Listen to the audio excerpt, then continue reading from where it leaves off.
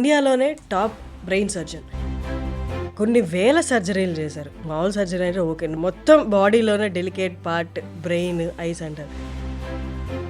మీరు కాఫీ తాగినంత ఈజీగా సర్జరీ చేస్తారు. ముందు నుంచి కూడా న్యూరో సర్జరీ చేయాలంటుంటే ఒక ముఖ్యమైన దృక్పథం, దానివల్ల ఇంట్రెస్ట్ ఉంటుంది. నేనేదో యాక్సిడెంటల్ న్యూరో సర్జన్ కాదు. మీరు సర్జరీకి వెళ్ళే ముందు దేవుడిని తలుచుకుంటారా సార్? చాలా ముఖ్యమైన అంశం అది. నమ్మకం ఎందుకంటే ఎక్కడో చిన్న విలేజ్లో పుట్టాను నేను. అమావాస్య నాడు అనుకోండి, సహజనంతరకు ఏ పేషెంట్ ఆపరేషన్ చేయించుకోరు. మీరు చేయరా? అంటే ఎమర్జెన్సీ అది తప్పదు. చాలామంది ఇలాగే క్వశ్చన్ చేశారు. మీరు ఇంత పెద్ద డాక్టర్ న్యూరో సర్జన్ ఏంటి, ముహూర్త వాళ్ళు దాని గురించి పాటిస్తున్నారు, మాట్లాడుతున్నారు ఏంటి అని. మీరు 70 ప్రాంతంలో అక్కడి నుంచి వచ్చి ఏదో ఒక డాక్టర్ అయిపోవడమే చాలా గొప్ప విషయం. అప్పుడు అలా కాకుండా దీంట్లోనే టాప్ మోస్ట్ ఏదైతే ఉందో న్యూరో సర్జన్ అవ్వడం అనేది ఇంకో వేరే లెవెల్. శ్రీకాకుళంకి దగ్గర 5 కిలోమీటర్ దూరంలో మాకు చిన్న విలేజ్, గ్రామం, పల్లె, విద్యుత్ లేదు. సార్ కొన్ని క్రిటికల్ అండ్ డెలికేట్ కేసెస్ వస్తాయి. అంటే చిన్న పిల్లలు ఏదైనా పడి వాళ్ళకి బ్రెయిన్కి తలకి దెబ్బ తగ్గ చిన్న ఈ మధ్య కాలంలో 1.5 సంవత్సరం క్రితం ఒక చిన్న 6 సంవత్సరాల బాలుడికి ఆపరేషన్ చేశాం. 6 అంతస్తు నుంచి పడిపోయాడు.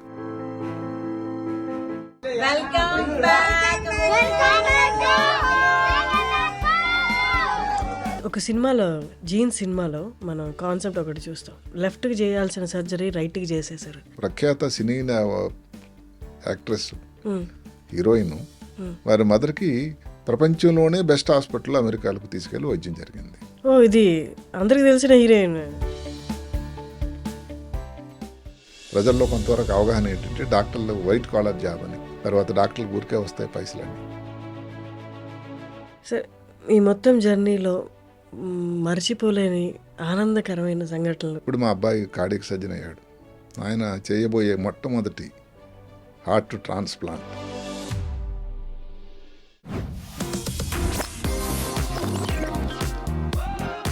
Hello viewers, welcome to talk show with Harshini. Welcome to iDream media. ఇండియాలోనే టాప్ బ్రెయిన్ సర్జన్, కొన్ని వేలకు పైగా సర్జరీస్ చేశారు. డాక్టర్ రంగనాథం గారి వాళ్ళు మనతో ఉన్నారు. నమస్తే సార్. నమస్తే సార్, చాలా రోజుల తర్వాత మిమ్మల్ని కలుస్తున్నాను. I'm so happy to meet you. Same here. So ఇది డిఫరెంట్, కొంచెం స్లైట్లీ డిఫరెంట్ కాన్సెప్ట్. బిఫోర్ మనం చేసిన proper interview, this kind of bit more casual అనమాట. సో ఇక్కడ నేను I will be asking you questions apart from, అంటే మీ ప్రొఫెషనే కాకుండా దానికి సంబంధించే కాకుండా మిగతా క్వశ్చన్స్ కూడా కొన్ని అడుగుతాను. అంటే బేసికలీ యువర్ జర్నీ అలా కూడా. తప్పకుండా. సో మీరు కొంచెం ఫీల్ ఫ్రీ టు ఆన్సర్ మీ. అలాగే, నో ప్రాబ్లం. సార్, కొన్ని వేల సర్జరీలు చేశారు. మామూలు సర్జరీ అంటే ఓకే, మొత్తం బాడీలోనే డెలికేట్ పార్ట్ బ్రెయిన్, ఐస్ అంటారు. ఆ సర్జరీలు మీరు కొన్ని వేలల్లో చేశారు. కొంతవరకు చాలామంది అనేది ఏంటి అంటే మీరు కాఫీ తాగినంత ఈజీగా సర్జరీ చేస్తారు. ఎలా సార్, ఎలా పాసిబుల్ అన్ని వేల సర్జరీలు అసలు మీ చేతుల మీద? అంటే అన్ని సర్జరీలు అంటే అన్ని వేల మందికి ప్రాణం పోసినట్టు కదా సార్. అది ఒక పరిశ్రమ, నిరంతర పరిశ్రమ. ఇప్పుడు ఏ రంగంలోనైనా కఠోర పరిశ్రమ, అనుశాసన అంటాం. ఇది ఒక డిసిప్లిన్, చేయాలనే ఆసక్తి, ఒక ప్రాణాన్ని ఇబ్బందిలో ఉన్నప్పుడు దాని నుంచి బయటకు తీసుకురావాలని దానికోసం జిజ్ఞాస, ఇది ముఖ్యం. అన్ని కలిపి దాని తాలూకా మేలు కలయిక ఇన్ని వేల ఆపరేషన్లు. అంటే 41 సంవత్సరాల ప్రస్థానం. అంటే న్యూరో సర్జరీ 1982లో చేరినప్పటి నుంచి ఎయిమ్స్ ఢిల్లీలో ఇప్పటికీ 42 సంవత్సరం ప్రవేశించింది. సరే, మొదటి 5 సంవత్సరాలు మనం ఇండిపెండెంట్గా, అంటే ఒక్కరమే చేయకుండా అసిస్టింగ్, అబ్జర్వేషన్ చేసేవాళ్ళం. 87 హైదరాబాద్ నగరం, భాగ్యనగరానికి వచ్చాం. అక్కడి నుంచి ఆపరేషన్లు అన్నీ కూడా ఇండిపెండెంట్గా చేయటం. సో అది ఆ గొప్ప ప్రస్థానం. ఎందుకంటే ముందు నుంచి కూడా న్యూరో సర్జరీ చేయాలంటుంటే ఒక ముఖ్యమైన దృక్పథం, దానివల్ల ఇంట్రెస్ట్ ఉంటుంది. నేనేదో యాక్సిడెంటల్ న్యూరో సర్జన్ కాను. చేయాలని పట్టుదలతో చేసినటువంటి. అక్కడ 2 మాటలు ఉంటాయి. వచ్చినట్టయితే ఏదో కొంతవరకు అంత ఇంట్రెస్ట్ ఉండకపోవచ్చు, ఇంకెవరో చెప్పొచ్చు కారణం. చెయ్యాలని ఈ మాట ఎప్పుడో కాదు, 79-80 ప్రాంతంలోనే మెదడులో ప్రవేశించింది. సో అప్పటి నుంచి ఇంకా న్యూరో సర్జరీ చేయాలి అని ఒక ఆలోచన ఇంకా దృఢమైపోయి రోజు రోజుకు ద్విగుణీకృతమై మీ ముందు ఈ విధంగా ఉన్నాను. Sir, to be precise number చెప్పగలరా ఎగ్జాక్ట్లీ ఇన్ని సర్జరీస్ అని? అంటే ఇందులో ఎలా ఉంటుందంటే మనం ఆపరేషన్ చేసినవి ఒకటి అన్నది ప్రోగ్రాంలో లెక్క చెప్పడం అనేది అంత సభా మర్యాద కాదు అని మా గురువుగారు చెప్పేవాళ్ళు. డెఫినెట్గా మీరు ముందు అన్నట్టుగా వేలాది ఆపరేషన్ ఇప్పుడు 37 సంవత్సరాల పోనీ ఇండిపెండెంట్గా తీసుకున్నా కూడా ఇందులో ఎలా ఉంటుందంటే చాలా ఆపరేషన్లు ఇండిపెండెంట్గా చేయడం, వెన్నుపోమ మీద చేసే ఆపరేషన్స్ పైన మీద కొన్ని ఉంటాయి, మెదడు మీద చేసేవి ఉంటాయి. ఇవన్నీ కలిపి కంపారేటివ్గా మెదడు మీద చేసేవి చిన్న కంపారేటివ్గా 1 hour ప్రొసీజర్ ఉంటుంది. 6-7 గంటలు, 8 గంటలు, 10 గంటల ఆపరేషన్లు ఉంటాయి. వీటన్నిటిని కలిపి డెఫినెట్గా చాలా ఎక్కువ సంఖ్య అని చెప్పాలి. ఆ విధంగా చెప్పుకుందాం. సార్, ఇన్ని సర్జరీలు చేయడం, ఇంతమంది ప్రాణాలను నిలబెట్టడం అనేది చాలామంది ఇది దేవుడిచ్చిన వరంలా చూస్తారు. మామూలుగా మన నార్మల్ లైఫ్లో మాట్లాడాలి అంటే మీరు సర్జరీకి వెళ్ళే ముందు దేవుడిని తలుచుకుంటారా సార్? తప్పకుండా. అది చాలా ముఖ్యమైన అంశం అది. నేను అందుకని చాలాసార్లు ఎన్ని ప్రోగ్రాంలో కూడా దేవుడు దేవుడు అంటే మా డాక్టర్లు కొంతమంది ఏంటంటే అందరూ కాదు, ఈ మధ్య వాళ్ళకు ఆలోచన మారింది. కొంతమంది అడుగుతుంటారు, మనమే పేషెంట్కి ప్రాణం ఇస్తున్నాం, అదే కాకుండా ఇంకా మెటీరియలిస్టిక్గా ఆలోచన ఏంటి అని సార్ అని కొంతమంది. డాక్టర్గా మీరు ఉండే అందులో మెదడు మీద ఆపరేషన్ చేస్తూ, మెదడు అంటే శరీరంలో అన్ని అవయవాలకి హెడ్ క్వార్టర్స్ అది.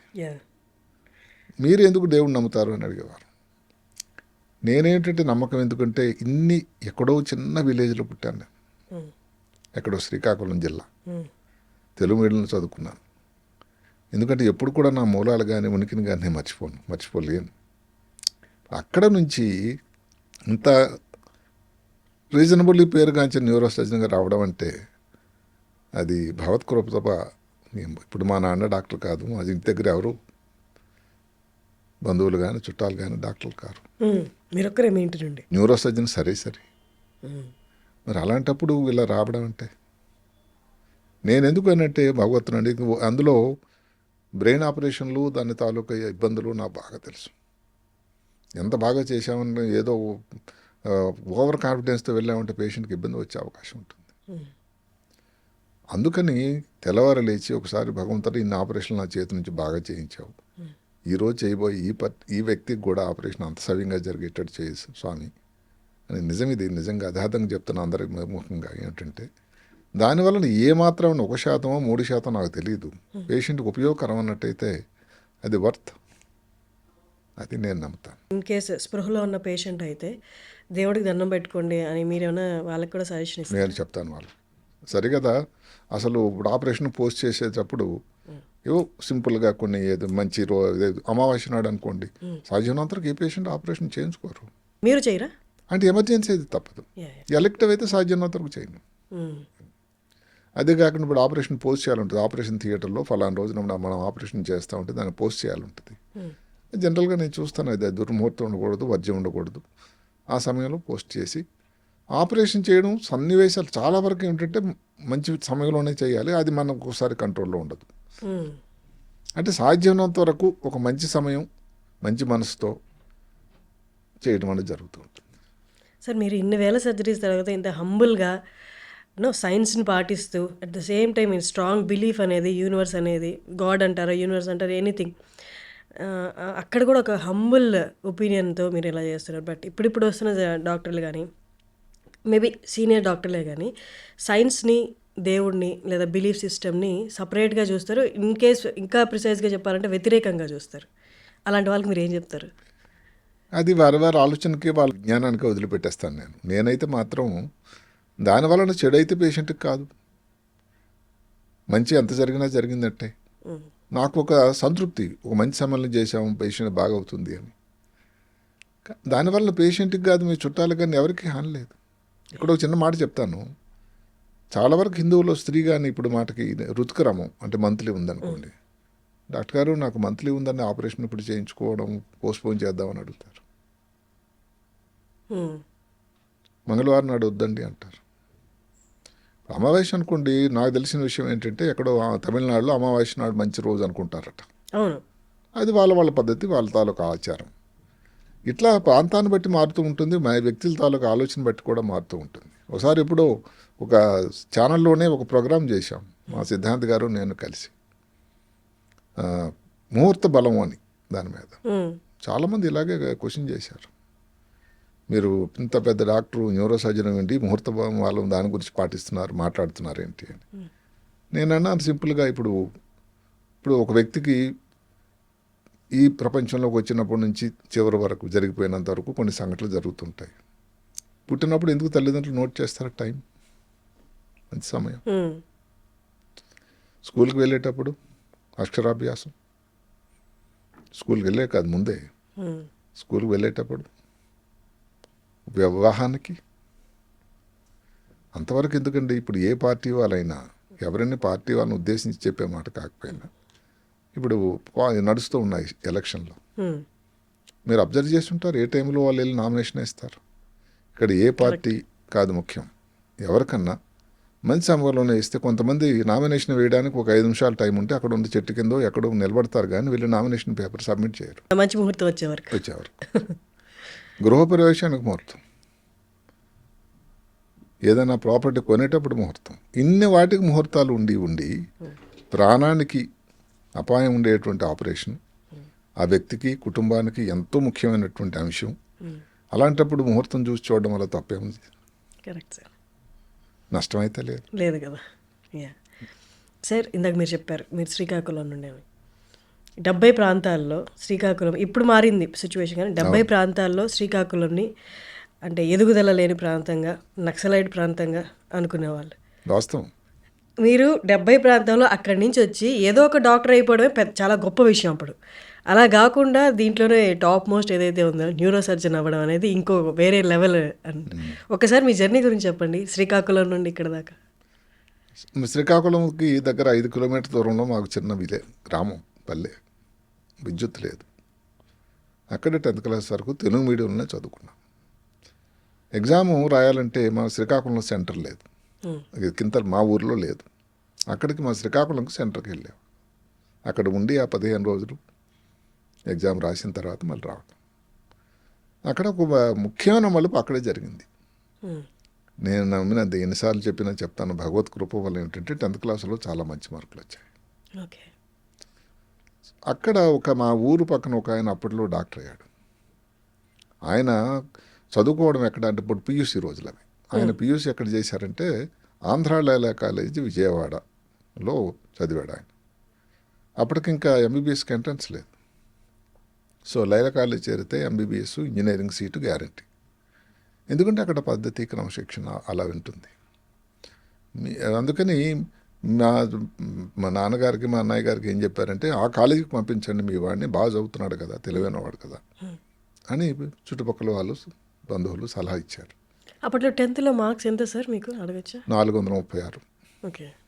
మీ స్కూల్ గవర్నమెంట్ స్కూల్లో చదివి, తెలుగు మీడియంలో చదివి చాలా మంచి మార్కులు అప్పట్లో. ఇప్పుడులాగా 600కి 550 కాదు.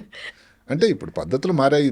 ఎవరిని సోర్స్ లేదు కదా సార్, స్టడీ మెటీరియల్స్ లేవు, స్టడీ మెటీరియల్ లేదు, ఇంటి దగ్గర చదువుకోవడం, ఎప్పుడు ట్యూషన్కి వెళ్ళలేదు.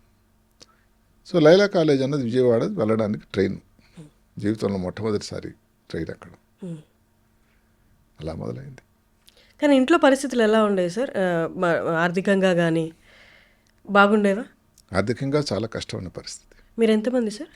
మేము 5గురు, అంటే 3 అన్నదమ్ములు, 2 అక్కచెల్లెలు. అందరిలో చిన్నవాడని నేను. సో మా ఇంట్లో చూసుకున్న అందరిలో ఇంటర్మీడియట్, అంటే అప్పుడు ఇంటర్మీడియట్ లేదు, మెట్రికులేషన్ అయిన తర్వాత పియూసీ కొంతవరకు చదివినటువంటి వ్యక్తి మా పెద్దన్నయ్య. మా 2 అక్కచెల్లెలు అసలు స్కూల్కి వెళ్ళలేదు, నేను ఆఖరివాడు.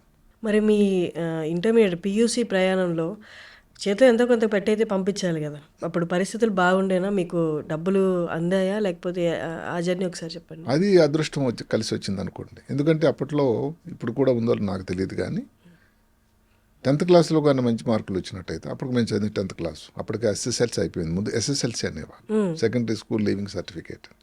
అప్పటికి మేము వచ్చేసరికి ఇంటర్మీడియట్, మేము 2వ బ్యాచ్. సో ఇంటర్మీడియట్ వరకు 10th క్లాస్లో మంచి మార్కులు రావడం వల్ల నేషనల్ మెరిట్ స్కాలర్షిప్ అని నాకు అర్హత సంపాదించాను. దానివలన ప్రతి నెల కూడా మనకి పారితోషికం వచ్చేది.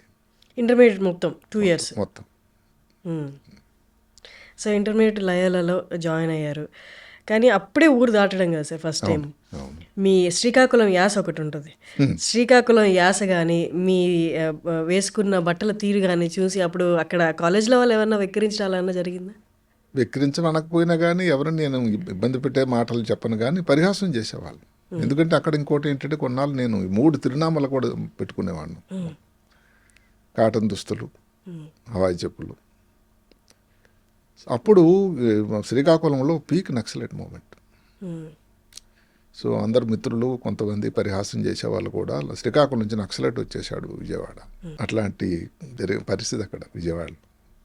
అప్పట్లో ఫ్యాషనబుల్గా దుస్తులు అంటే అక్కడ ఇంటర్మీడియట్ వేసుకొచ్చేవాళ్ళు పీయూసీ. అంటే మీరు చెప్పారు హవాయి చెప్పులు, కాటన్ దుస్తులు ఉన్నాయి. అంటే కాలేజ్లో వాళ్ళు ఎలాంటి దుస్తులు వేసుకునేవాళ్ళు? కొంతమంది ఇప్పుడు మాటకు చుట్టుపక్కల ప్రాంతం వాళ్ళు ఉన్నారనుకోండి, తల్లిదండ్రులు ఉద్యోగంలో ఉన్నారు, ఆర్థికంగా పర్వాలేదు, వాళ్ళు మంచి దుస్తులు వేసుకుని వచ్చేవాళ్ళు. మంచి దుస్తులు అంటే అప్పట్లో ఎలాంటి? అప్పుడు ఇన్షర్ట్ చేసుకొని రావడం, బెల్ బాటమ్ ప్యాంట్లు. అంటే అక్కడ వాళ్ళకు ఉండేటువంటి ఆర్థిక పరిస్థితి కూడా దానికి తోడవుతుంది కదా. అందువల్ల ఇప్పుడు మనం వేసుకున్న దుస్తులు అన్నంత మాత్రాన్ని మిగతా వాళ్ళు అదే వేసుకోవడం అనేది అక్కడ ఏం ఇది లేదు, డిసిప్లిన్. ఎవరన్నా ఏ ఇష్టమైన దుస్తులను వేసుకునేవాళ్ళు. సో అది మన పద్ధతి.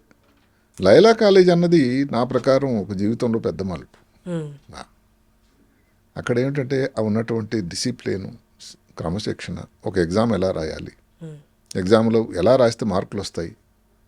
ముందు చెప్పినట్టుగా అప్పటికి ఇంక ఎంబీబీఎస్ ఎంట్రన్స్ లేదు అని దాన్ని బట్టి మీరు జువాలజీ రాస్తే ఎలా రాయాలి.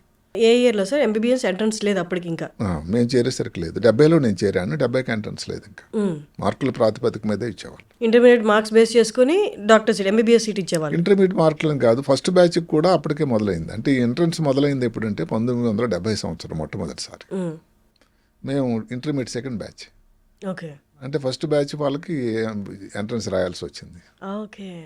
కాబట్టి ఫస్ట్ అప్పటికి ఎంట్రన్స్, అప్పటికి కూడా ఇంటర్మీడియట్ వాళ్ళు చేరిన వాళ్ళు ఎవరు లేరు. పియూసీ లాస్ట్ బ్యాచ్ వాళ్ళు అప్పటికే పియూసీ చేసి ఇంకా వెయిటింగ్లో ఉన్న వాళ్ళు దీనికి అర్హత సంపాదించారు అప్పటికి. అందుకు ఏమిటంటే దానికి ఎట్లా రాయాలి, మార్కులు ఇంటర్మీడియట్ ఎగ్జామ్లో బాగా ఎట్లా సంపాదించాలి, దానికి ఒక పద్ధతి నేర్పేవారు. తెల్లవారు 5:30 లేవాలి, 6:100 అయినా 106 అయినా. ఒక ప్రతిదానికి ఒక బెల్ ఉంటుంది అక్కడ. హాస్టల్లో ఉండేవాళ్ళు. విజయవాడ మా సొంత ఊరు కాదు. హాస్టల్లో ఉండగానే దానికి సైలెన్స్ బెల్ అని ఒకటి. అంటే ఆ టైంలో సైలెంట్గా ఉండాలి. స్టడీస్ బెల్ అంటే ఆ టైంలో చదువే. మధ్యలో ఏదో బ్రేక్ఫాస్ట్ కోసం ఉదయం ఒక టైం, కాలేజీకి వెళ్ళడానికి అంతే సేమ్ అదే క్యాంపస్లో ఉన్నాయి లైలా కాలేజీ. గుణదల రామవరపాడని అప్పటికి గుణదల పొలిమేరలో ఉండేది హైదరాబాద్ విజయవాడకి. ఇప్పుడు అంతా పెద్ద ప్రాంతం అయిపోయింది. సో అక్కడ అలా ఉండేది. కాలేజీ అయిపోయింది, మధ్యలో లంచ్ అప్పుడు ఇంకో బెల్. అందులో పెద్దగా హాస్టల్. అందులో ఏమిటంటే మా ఫస్ట్ బ్యాచ్ ఒకళ్ళు, సెకండ్ బ్యాచ్ లంచ్కి వెళ్ళేవాళ్ళు అలా. సో ప్రతిదానికి ఒక క్రమశిక్షణ. ఎన్ని వేల మంది ఉండేవాళ్ళు సార్ అప్పుడు స్టూడెంట్స్? అది మా హాస్టల్లోనే 360 రూమ్స్ ఉండేవి. హాస్టల్కి రూమ్కి 2 ఉండేవాళ్ళు. అలాంటి 3 హాస్టల్స్ ఉండేవి. అంటే మంచి స్ట్రెంగ్తే సార్ అప్పుడు కూడా? చాలా స్ట్రెంగ్త్. ఫీమేల్ కూడా ఉండేవాళ్ళ? లేరు అప్పటికి, ఇంకా లేదు, ఎడ్యుకేషన్ లేదు. అందరు మీరు ఉన్న స్ట్రెంగ్త్ అంతా మగవాళ్ళే? మగవాళ్ళు. ఏదైనా కానీ గ్రాడ్యుయేషన్లో కానీ. ఆ తర్వాత పరిస్థితులు మారాయి. ఇప్పుడు లైలా కాలేజీలో కోఎడ్ వచ్చింది. అప్పటికి లేదు, ఇంకా చాలా సంవత్సరాల వరకు లేదు. ఆ ఫాదర్స్ ఆ క్రమశిక్షణ, సెయింట్ ఇగ్నేషియస్ గ్రూప్ అని ఒకటి ఉంటుంది. వాళ్ళు చాలా గొప్పవాళ్ళు, చాలా పద్ధతిలో చూసేవాళ్ళు. ఆ ఎగ్జామ్ ఉన్నా కానీ మీరు రాత్రి 9 తర్వాత చదువుకోవడానికి, మెలకువగా ఉండడానికి, లైట్ ఉండడానికి ఆస్కారం లేదు. లైట్ ఆపాల్సిందే. అంటే ఏమిటి, పగలు ఈ టైంలో కూడా వేస్ట్ చేయకుండా చదువుతూ రాత్రి అనేది నిద్రపోతే ఆరోగ్యం బాగా ఉండి ఎగ్జామ్లో బాగా పెర్ఫార్మెన్స్ బాగుంటుందని అప్పట్లోనే వారికి అవగాహన ఉంది. కానీ మీ యాక్చువల్ ప్రపంచం చూడడం, మీ మైండ్ మౌల్డింగ్ కానీ, మీ ఆలోచన తీరు మారడం అనేది లయలోనే జరిగింది. 100%. డైరెక్ట్ ఊరు నుండి అక్కడ నుంచి ఎంబీబీఎస్, ఇది వేరే ప్రపంచం. కానీ ఈ చేంజ్ అనేది చాలా కష్టమైన చేంజ్. అంటే విలేజ్ వాతావరణంలో పెరిగిన నాకు ఇప్పుడు తెల్లవారు లేవగానే మీ బెడ్షీట్లు అవన్నీ చక్కగా శుభ్రంగా బెడ్ అంతా ఉండాలి, పుస్తకాలన్నీ సరిగ్గా లైన్లో ఉండాలి, పుస్తకాలన్నిటికీ కవర్ వేసుకుని వెళ్ళాలి, దాని మీద లేబుల్ రాసుకోవాలి పేరు. అంటే ఒక పద్ధతిని అప్పట్లో నేర్పారు అన్నీ. ఆ చేంజ్ భయమే లేదా సార్? అప్పుడు దాకా ప్రశాంతంగా ఊర్లో ఉన్నది. అంటే నాకైతే అది ఒకటే ఏంటి, ఎంబీబీఎస్ ఎలాగైనా సీట్ సంపాదించాలి, ఇంటర్మీడియట్గా బాగా చదవాలి, ఇంకా తదేక ధ్యానం, ఇంకొక ధ్యాసే లేదు. అక్కడ ఉండగానే సంవత్సరానికి ఒక సినిమా చూశాను, నమ్ముతారా? ఇప్పుడు అక్కడ ఏంటంటే చుట్టుపక్కల వాళ్ళు ఇప్పుడు మన కృష్ణా జిల్లా వాళ్ళు గుంటూరు వాళ్ళు వాళ్ళ తల్లిదండ్రులు ఏదో ఒక ఉగాది వచ్చింది అనుకోండి తీసుకుపోయే పిల్లల్ని, దీపావళి వచ్చింది అనుకోండి, మేమేంటి క్వార్టర్లో హాఫ్ ఇయర్లో యాన్యువల్ సెలవులకే రాగలం, దూరం కదా విజయవాడ. అందువల్ల అప్పుడు బాధ అనిపించేది, వెళ్తే బాగుండేది, సంతోషం, అందరూ తల్లిదండ్రులు వెళ్తున్నారని. అయితే అది వెళ్ళడం అంత సింపుల్ కాదు కదా. అందువల్ల ఇంకొక డిస్ట్రాక్షన్ లేదు ఆ సమయంలో. కానీ ర్యాగింగ్ ఉండేదా సార్ అప్పుడు? లేదు, హాస్టల్లో లేదు ర్యాగింగ్. అంటే చిన్నపిల్లలు అందరూ ఇప్పుడు ర్యాగింగ్ అనే ఇటువంటి ఈ ఇబ్బంది తర్వాత ఎంబీబీఎస్లో చేరింది అది. అసలు రూల్ ఏమిటంటే మామూలు కాలేజీలో అసలు ర్యాగింగ్ ఆ సమయంలో లేదు, ఎంబీబీఎస్ నుంచి మొదలవుతుంది ఆ వ్యవహారం. అందులోనే first year second year. So అప్పుడు మార్క్స్ ఎంత సార్? అప్పుడు ఎగ్జాక్ట్గా చెప్పడం కష్టం కానీ మంచి ఫస్ట్ క్లాస్లోనే మంచి మార్కులు వచ్చాయి. సో దాని బేస్డ్ తర్వాత మళ్ళీ ఎంట్రన్స్ కంబైన్ కన్సిడర్ చేశారా? అవును. ఎంబీబీఎస్కి ఇక్కడ ఒక చిన్న మాట చెప్పుకోవాల్సింది ఏంటంటే ఇంటర్మీడియట్ కూడా తెలుగు మీడియం చదివాను. ఓ అవునా, ఓకే. అంటే దానికి లైలా కాలేజీలో ఆ సమయంలో 2 సెక్షన్లు ఉండేవి, తెలుగు మీడియం ఒక సెక్షన్ ఒకటి, ఇంగ్లీష్ మీడియం సెక్షన్ ఒకటి బైపీసీకి, అలాగే ఎంపీసీకి తెలుగు మీడియం అలా. దానికి కారణం ఏమిటంటే అప్పుడు ఉన్నటువంటి ఒక రూల్ ఏమిటంటే 10th క్లాస్ ఎవరైతే ఇంగ్లీష్ మీడియం చదువుతారో వాళ్ళకి ఇంగ్లీష్ మీడియం సెక్షన్కి అర్హత ఉంది. ఓకే. తెలుగు మీడియంలో చదివితే తెలుగు మీడియంనే మీకు ఎన్ని మార్కులు 10th క్లాసులో ఇంగ్లీష్లో వచ్చాయి కాదు ప్రాతిపదిక. అలా మరి తెలుగు మీడియం చేరాల్సి వచ్చింది. తెలుగు అకాడమీ నుంచి ఇంత పెద్ద పుస్తకాలు ఉండేవి.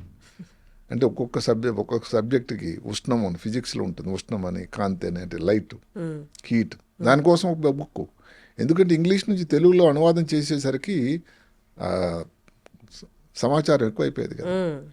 అది ఎగ్జామ్ ఏదైతే ఎంట్రన్స్ ఎగ్జామినేషన్ 72లో రాసామో అది మళ్ళీ ఇంగ్లీష్లో, అప్పటికి ఇంక తెలుగులో అనువాదం రాలేదు. దానికోసం ఏమిటి 2 విషయాలుగా ముందు నుంచే మా లైలా కాలేజీ వాళ్ళు మాకు ట్రైనింగ్ ఇచ్చేవాళ్ళు. ఎంట్రన్స్ అన్నది ఇంగ్లీష్ మీడియంలోనే ఉంది. అందుకని తెలుగు మీడియం పుస్తకాలు చదువుతూ ఇంగ్లీష్ మీడియం పుస్తకాలు కూడా చదవాల్సి వచ్చేది. అప్పుడు డబుల్ వర్క్ కదా సార్? డబుల్ వర్కే.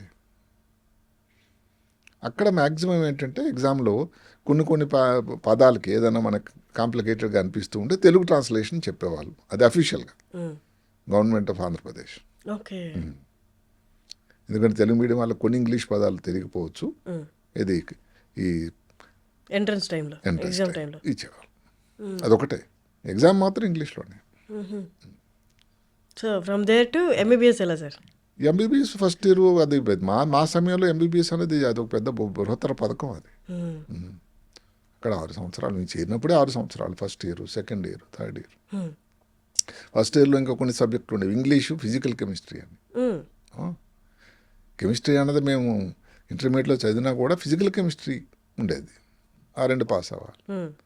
సెకండ్ ఇయర్ అన్నది 6 మాసాల కోర్సు, అది ఆర్గానిక్ కెమిస్ట్రీ అని ఒకటి ఉండేది, అది ఇంకా కష్టమైన సబ్జెక్ట్ అండి. ఆ తర్వాత ఏదైతే మెయిన్ ఈ రోజుల్లో పిల్లలు చేరగానే ఫస్ట్ ఇయర్ నుంచి చదువుతున్నారో ఎనాటమీ, ఫిజియాలజీ, బయోకెమిస్ట్రీ అన్నటువంటి విషయాల మీద మొదలవుతుంది బోధన. అప్పుడు దగ్గర 2.5 సంవత్సరాలు 2 సంవత్సరాల తర్వాత జరిగేది ఈ విషయం. ఇంకో ముఖ్యమైన విషయం ఏంటంటే ఎంబీబీ చేరేసరికి ఆంధ్ర స్టేషన్ ఫుల్ స్టీమ్లో ఉంది. సీట్ రావడం అన్నది ఆంధ్ర స్టేషన్ సపరేట్ ఆంధ్ర కావాలన్న మూమెంట్. ఓకే. తర్వాత వచ్చింది ఏమిటంటే అది పూర్తిగా సమాప్తి జరిగేసరికి యాజిటేషన్ 72లో ఎంట్రన్స్ రాస్తే 73 మధ్యభాగం వరకు ఎంట్రన్స్ అయినా సీట్ వచ్చినా కూడా చేరినా కూడా క్లాసులు మొదలవ్వాలి. అంతవరకు మా ఇంటి దగ్గర శ్రీకాకుళంలో ఉండాల్సి వచ్చింది. సీట్ వచ్చి కూడా చేరాము, అఫీషియల్గా వెళ్ళి చేరాము, క్లాసులు అయితే జరగలేదు. ఓకే. సో అక్కడ కూడా సమయం చాలా వేస్ట్ అయింది. మరి పుస్తకాలు అవన్నీ మీరు ఇంటికి తెచ్చుకొని చదువుకోవడం అలా అంటే ఇంకా అప్పుడు బోధన మనకు జరగలేదు. ఏ సబ్జెక్టు చదవాలి, ఏంటి చదవాలి, చాలా కష్టమైన జర్నీ సార్. ఇప్పుడు అంత కేక్ వాక్ అయితే కాదు అప్పుడు. ఇప్పుడు రెడీ. ఇప్పుడు ఫస్ట్ ఇయర్ చేరగానే ఎంబీబీఎస్ ఒక ఫస్ట్ ఇయర్ కళ్ళు మూసుకునేసరికి 1 సంవత్సరం అయిపోతుంది. అంటే ఇప్పుడు పద్ధతి అది. ఇది మనం సమయంతో కూడా పోతూ ఉండాలి, ఇంకా అది అంతే. ఇప్పుడు ఏదో సింపుల్ అయిపోయిందని ఇలాంటి తప్పు మాటలు అయితే అన్న కానీ ఇప్పుడు ఉన్నటువంటి పద్ధతి అది మారుకుంటూ వచ్చింది కదా సార్. చాలా మార్పు, 40 ఏళ్లలో చాలా చేంజ్ వచ్చింది. దెన్ ఎంబీబీఎస్ జర్నీ, దాని తర్వాత ఎక్కడ సార్ ఫస్ట్ మీరు ప్రాక్టీస్ స్టార్ట్ చేసింది ఎక్కడ సార్? అంటే ఎంబీబీఎస్ అనేది అయిపోయిన తర్వాత హౌస్ సర్జెన్సీ అని ఉంటుంది, అంటే ప్రాక్టికల్ ట్రైనింగ్ ఒకటి, అదొక సంవత్సరం పాటు. అది నెక్స్ట్ మెట్టు నాకు. ఎట్లా అంటే హౌస్ సర్జన్స్లో పోస్టింగ్స్ ఉంటాయి, అంటే నైట్ డ్యూటీసు, ఓటీకి వెళ్ళడం, ఆపరేషన్ థియేటర్కి వెళ్ళడం, డాక్టర్ల రౌండ్స్, అంటే ఒక డాక్టర్గా పేషెంట్ చూడడం, కేస్ షీట్లు రాయడం, ఇవన్నీ అందరూ చేసేదే మనం చేసేవాళ్ళం. అందులో కొన్ని పోస్టింగ్స్ అని ఉంటాయి. ఉదాహరణకి మెడిసిన్ పోస్టింగ్ అంటే 2 నెలలు, సర్జరీ అయితే 2 నెలలు, అట్లా గైనకాలజీ అయితే 2 నెలలు, ఇంకా ముఖ్యం గైనకాలజీ ఆ రోజుల్లో లేబర్ రూమ్ పోస్టింగ్ అని ఉంటుంది. అలా కొన్ని ఈ అసోసియేటెడ్ సబ్జెక్ట్స్, న్యూరో సర్జరీ అని, కార్డియక్ సర్జరీ అని, పిడియాటిక్ సర్జరీ అని ఇలా ఉంటాయి, ఆర్థోపెడిక్స్ అని. అవి 15 రోజుల పాటు. మొట్టమొదటి పోస్టింగ్ నాకు న్యూరో సర్జరీలో జరిగింది. అంటే పోస్టింగ్ అలా వచ్చింది, 15 రోజులే. అక్కడ ఒక మహానుభావుడు పరిచయం అయ్యాడు నాకు. అప్పుడే చెన్నైలో చదివి న్యూరో సర్జరీ, చాలా క్వాలిఫైడ్ న్యూరో సర్జన్, ఒక యంగ్స్టర్. ఆయన అసిస్టెంట్గా చేరారు. అప్పటికి హెడ్ ఆఫ్ ది డిపార్ట్మెంట్ కూడా సిఎంసి బెల్లూరులో ఒక న్యూరో సర్జరీ చేసిన నిష్ఠాన్వితుడు. అయితే నాకు ఈయనతో కలిసిమెలిసి ఎక్కువ ఉండడం, ఆయన ఉదయం నుంచి సాయంకాలం వరకు పేషెంట్ని రౌండ్స్, ఇంకా అదే పని. సో ఆయనకి ఫాలో అవ్వడం మొదలుపెట్టాను నేను. అట్లా న్యూరో సర్జరీ మీద ఆ జిజ్ఞాస మొదలైంది. పేషెంట్ అమ్మో చాలా కాంప్లికేటెడ్ పరిస్థితి నుంచి అన్కాన్షియస్ పేషెంట్ కాన్షియస్ స్పృహలోకి వచ్చేయటం, అసలు తలకు దెబ్బ తగిలి బాగవుతాడో లేదో అనుకున్న పేషెంట్ బాగవడం, ఇలాంటివి చూసి ఇంత మంచి రిజల్ట్స్ ఉంటాయా ఈ సర్జరీలో అని ఒక ఆలోచన మొదలైంది. అది ఇంకా రోజుకు దృఢం అవడం మొదలెట్టింది. మనకి ఎంత ఆసక్తి ఉన్నా, మీరు అన్నారు ఫస్ట్ నుంచి అదే ధ్యాస, అదే పట్టుదల ఉండేది. కానీ రైట్ టైంలో రైట్ గురువుని కలవడం కూడా అది ఎంత బాగా పెంపొందబడుతుంది అన్నది ఆ కోరిక. మీరు మీ గురువు గురించి చెప్తున్నారు, అదే మీ ఇన్స్పిరేషన్గా తీసుకున్న అదే పర్సన్. అదే ఈరోజు కూడా నేను మరవలేనిది ఏమిటంటే ఆ వ్యక్తి. సో అదంటే మనకు తెలియకుండానే ఏమిటంటే ఐడలైజింగ్ అంటాం. అంటే ఏంటి, తెలియకుండానే మనం ఇలాగా చేయాలి, ఇలా చదవాలి, ఇలా వినాలి. ఆ తర్వాత ఎయిమ్స్లో సీట్ వచ్చినప్పుడు ఏంటంటే సర్జన్ను చూసి ఆ సీజర్ కత్తిరిపై ఎలా పట్టుకోవడం, ఇలా పట్టుకోవాలా, ఇలా పట్టుకోవాలా, ఎలా చేయాలి, 2 చేతులు వాడడం, అంటే ఇదంతా తెలియకుండానే మనం ఒకరిని అనుకరించడం ఐడలైజింగ్ అంటే వాళ్ళంతా గొప్ప వాళ్ళు అయ్యారు, మనం కూడా అలా అవ్వాలంటే ఇవన్నీ చేయాలి అని మాట్లాడినప్పుడు. ఈ హంగులవన్నీ కూడా ఎయిమ్స్ ఢిల్లీలో నేర్చుకున్నాను. అంటే ఒక డిసిప్లిన్, ఒక పద్ధతి, ఒక dressing code, how you present your self, how you speak, ఎలా మాట్లాడటం, ఏమిటి ఫార్ములా మాట్లాడడం, స్టేజ్ ప్రజెంటేషన్. అదే కాకుండా డాక్టర్స్ అయితే మాట్లాడే పద్ధతి వేరు, డాక్టర్స్ కాని వాళ్ళకి మాట్లాడేటువంటి పద్ధతి వేరు. అంతే కదా, విషయం సమాచారం ఒకటే అవుతుంది కదా. ఇవన్నీ ఆ గొప్ప ఇన్స్టిట్యూషన్ తర్వాత దానికి పునాది పడిగింది ఢిల్లీలో, విశాఖపట్నంలో న్యూరో సర్జరీ డిపార్ట్మెంట్లో. అక్కడ మరి ఉండగా ఆయన 15 రోజుల తర్వాత న్యూరో సర్జరీ పోస్టింగ్ అయిపోయినా కూడా మిగతా పోస్టింగ్లు అయినప్పుడు అక్కడ డ్యూటీ అయిపోయిన తర్వాత మళ్ళీ న్యూరో సర్జరీ వాడికి వచ్చేసేవాడిని రోజు. అది న్యూరో సర్జరీ అయిపోయింది, హౌస్ సర్జన్స్ అయిపోయింది తర్వాత ఆ ఇంట్రెస్ట్ మీద అప్పుడు ఒక పద్ధతి ఉండేది, సీనియర్ హౌస్ సర్జన్సీ అని. ఓకే. సీనియర్ హౌస్ సర్జన్సీ అంటే కొంత పీరియడ్, 6 మాసాలు, సంవత్సరం. ఆ పీరియడ్లో కూడా అది ఏమిటి, మరి మనకి ఇంతవరకు కొంత గొప్ప స్టైఫండ్ వచ్చేది గవర్నమెంట్ నుంచి హౌస్ సర్జన్కి. ఈ సీనియర్ హౌస్ సర్జన్స్కి లేదు. సరే కదా, మనం పే చేయాల్సి ఉంది కొంతవరకు, మనం పని చేస్తున్నాం కాబట్టి. ఓకే. అలాగే ఇంకొక 6 నుంచి 9 మాసాలు పనిచేశాను ఆ న్యూరో సర్జరీ డిపార్ట్మెంట్లో. ఆ తర్వాత మనకి మామూలుగా ఏంటంటే న్యూరో సర్జరీ చదవాలంటే 2 కోర్సులు ఉంటాయి. ఎంఎస్ చేస్తే 3 సంవత్సరాలు, డైరెక్ట్గా ఎంబీబీఎస్ తర్వాత అయితే 5 సంవత్సరాల కోర్సు. ఇప్పుడు అది 6 సంవత్సరాలు అయింది. సో అప్పటికి ఏంటంటే ఆలోచన, మనకి 5 సంవత్సరాల కోర్సు ఎక్కడైనా చదివేద్దామని. సో ఎంబీబీఎస్ తర్వాత 5 సంవత్సరాలు ఉన్న కోర్సు అటువంటి ప్లేసులకి, చాలా వాటికి దక్షిణ భారతదేశంలో ప్రతి ముఖ్య నగరానికి కూడా వెళ్ళాం. కొన్ని కారణాంతరాల వల్ల, అన్ని దగ్గరలో రకరకాల కారణాల వల్ల మనకు అది అవకాశం దొరకలేదు. ఇంతలో AP entrance, post graduation entrance వచ్చింది. నేను అనుకున్నట్టుగా నా ఎక్స్పెక్టేషన్ ప్రకారం ఇది రాలేదు, ఎంఎస్. సరే ఎవరో చెప్పారు ముందు ఆఫ్థల్మాలజీ చేరు, ఏదో స్టైఫండ్ వస్తుంది కదా, ఆర్థికంగా అది చాలా ముఖ్యం కదా. ఆ తర్వాత సరే ప్రయత్నిద్దు కానీ అని అయినా వదిలిపెట్టకుండా ఆఫ్థల్మాలజీ చేస్తూ న్యూరో సర్జరీ కోసం ప్రిపరేషన్ మొదలుపెట్టా. ఇక్కడ ఇంకొక మహానుభావుడు ఉన్నాడు అక్కడ, వారు నా తనలో ఉన్నటువంటి ఇంట్రెస్ట్ న్యూరో సర్జరీ మీద గమనించి ఒకరోజు ఆయన అడిగాడు, నువ్వు ఆఫ్థల్మాలజీ మీద మనసు లగ్నం చేయటం లేదు అబ్బాయి, అంటే నువ్వు న్యూరో సర్జరీ వైపే లాగుతూ ఉంది, నేను ఒక చిన్న సలహా ఇస్తాను. మహానుభావుడు ఈరోజు లేడు, ఆయన జరిగిపోయాడు, మర్చిపోలేని వ్యక్తి. నువ్వు నెలకి ఆఖరిసారని వచ్చి సంతకం పెట్టాయి, స్టైఫండ్ వచ్చేటట్టు నేను చూసుకుంటా, చదువుకో న్యూరో సర్జరీ కోసం లైబ్రరీలో. ఎట్లా మర్చిపోతాం వ్యక్తుల్ని. అలాగే 81 డిసెంబర్లో మొదటిసారి ఢిల్లీ నగరం వెళ్ళాం, ఇంద్రప్రస్థం. అక్కడ ఎంట్రన్స్ రాశాం, ఓకే. మొదటిసారి వచ్చేసింది. ఇక సంతోషానికి ఏం చెప్తాం. సరే, ఇక్కడ వరకు జర్నీ చూస్తే మీ చేతుల ద్వారా ఇంతమంది ప్రాణాలు నిలబడాలని రాసుంది కాబట్టి ప్రతి స్టెప్ కూడా ఎక్కడ మిమ్మల్ని పడనీయకుండా అలా చేతులతో పైకి తీసుకొచ్చినట్టే ఉంది సార్. అక్కడ కూడా రైట్ టైంలో రైట్ పర్సన్స్ వచ్చి హెల్ప్ చేయడం. అవును, ఇప్పుడు అక్కడ సీట్ వచ్చింది, సంతోషం. ఆ సంవత్సరం వైజాగ్లోనే ఈ neurological society of India meeting అని సంవత్సరంకి ఒక నగరంలో న్యూరో సర్జరీ ఉండేటువంటి ఆ ప్రాంతంలో మీటింగ్ జరుగుతూ ఉంటాయి. అందరూ దేశంలో న్యూరో సర్జన్లు, న్యూరాలజిస్టులు అందరూ వచ్చి అక్కడ ఒక సమావేశం అనమాట, ఇయర్లీ. అది 81లో వైజాగ్లో జరిగింది. సో అక్కడ మా ఈ ఎయిమ్స్ నుంచి ఇద్దరు ముగ్గురు వచ్చారు ప్రొఫెసర్లు అక్కడికి, ఆ మీటింగ్కి. అప్పుడే నాకు సీట్ వచ్చింది అక్కడ ఢిల్లీ ఎయిమ్స్లో, డిసెంబర్. సో ఇప్పుడు ఎవరైతే మాకు ప్రొఫెసర్ గారు ఉన్నారో వైజాగ్లో, అక్కడ వచ్చారు వాళ్ళు ముగ్గురును, నేను పరిచయం చేస్తాను, ఎయిర్పోర్ట్కి తీసుకెళ్ళాడు ఆయన. అక్కడ పరిచయం చేశారు. ఆ ముగ్గురు వేరే వేరే పద్ధతి స్వభావం, ముగ్గురు ఒకలా ఉంటారు కదా. సో ఒకసారి ఏం చెప్పారంటే, నువ్వు సీట్ వచ్చింది నీకేనా? అవునన్నారు. అవును సార్. సరే నువ్వు ఢిల్లీ రా, నన్ను కలువు అన్నారు. ఢిల్లీ వెళ్ళాను. మామూలుగా చేరిపోవడం ఏదైతే మెడికల్ ఇవన్నీ అవుతాయి, చేరిపోయిన తర్వాత సర్టిఫికేట్స్ కూడా ఇచ్చాం. ఆయన ఆఫీస్కి వెళ్ళాను. ఆయన మహానుభావుడు అన్నాడు, ఇంట్రెస్ట్ మీద ఇది అది అసలు నాకు భయం వేసినటువంటి సంఘటన.